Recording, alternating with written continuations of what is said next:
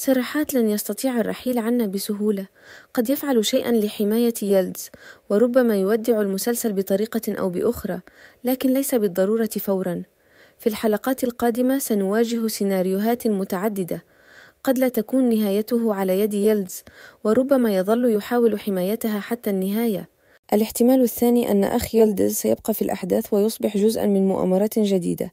هذه المؤامرات قد تربطه بعائلة يلدز أو تقوده إلى صراعات مع عائلة أخرى، قد تؤدي إلى فتنة داخل البيت أو صدامات بين الأطراف المتناحرة في الحلقات المقبلة.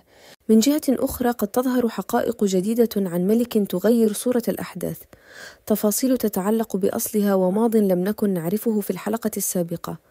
قد نرى فلاش باك يوضح علاقة بعض الشخصيات ببعضها، وهذا سيخلق فوضى على أكثر من جبهة، ويضيف بعدًا مستقلًا عن الحبكة الحالية.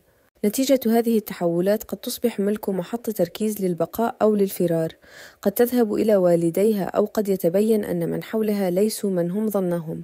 كل هذا سيؤدي إلى مشاهد وأحداث جديدة تنبهنا إلى مفاجآت قادمة.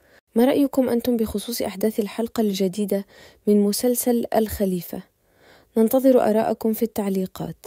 انتهى الفيديو، لا تنسوا الإعجاب والاشتراك في القناة لمتابعة كل جديد. إلى اللقاء.